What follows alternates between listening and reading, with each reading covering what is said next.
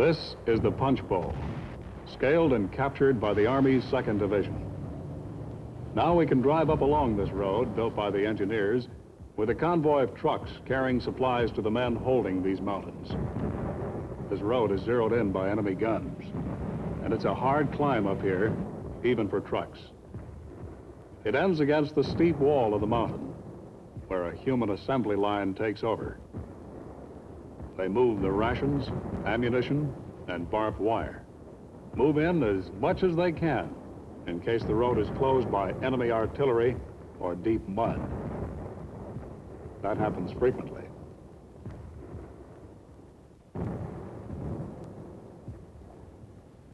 Yeah, we're getting in supplies for 2 days now. That's ammo he's got there. An old guy, isn't he? But look at him go. They're carrying about 60 pounds. Doesn't seem to bother him an awful lot. The 13th Engineers built this stairway. You can imagine what it was like going up here without it, especially in the rainy season. Slipping and sliding all around in the mud, just a rope to hang on to.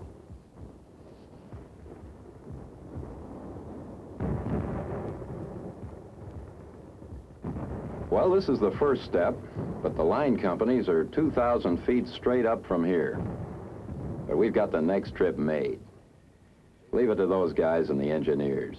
They build us a cable car, or a tramway as they call it.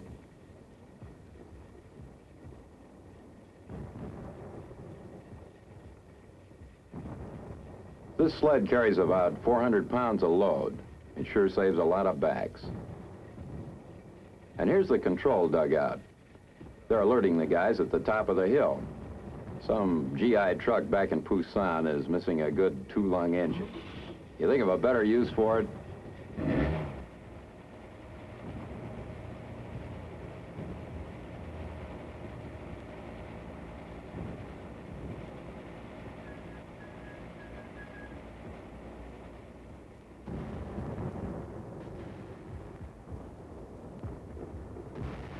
Four and a half minutes to go 2,000 feet. Not bad at all. Take you hours to climb this hill. This is the front line you're coming into right now. I guess you've got some idea what it was like trying to capture this hill from the North Koreans.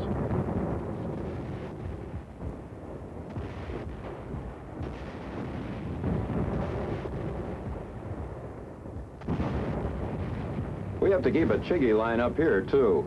It's still a couple of 100 yards to the bunkers. These South Koreans stay right at the front with us. They're all right. And here's the welcoming committee. Hey, wait a minute. You had the one with chicken yesterday. There's a casualty coming down now.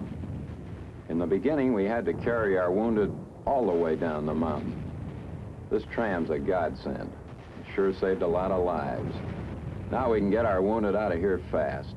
They get a quick trip down to the medics. Yeah, it's a long way down. I got a pretty good idea how you feel about this trip. I came down the same way a few months ago.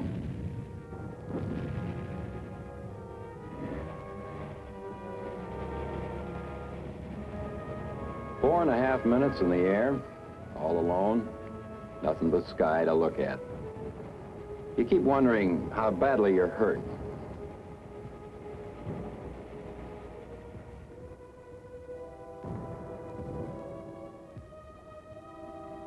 Yeah, it's good to hear the chaplain and the other boys tell you everything's going to be all right. You're okay. I know I felt kind of important with everybody fussing over me. The guys will miss you, your buddies up on the hill. Some of the best friends you've ever had, or ever will have, maybe. And you'll miss them, too.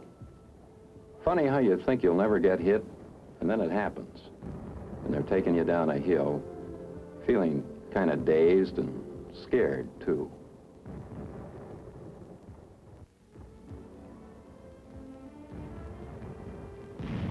A signal to bring in a helicopter. These medics sure know all the right things to do. And they keep fussing over you until that egg beater arrives.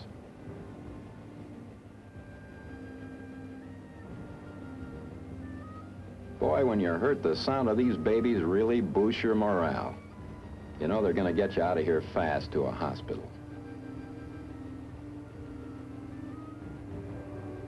As they strap you on and put that hood over your head, propeller sounds like a big bird flapping his wings over you. Then you're in the air, flying along about 80 miles an hour. Just a few minutes to hear. Lying on your back way up there, wind rushing around you. 1,000 thoughts going through your mind like, well, what happens to me next?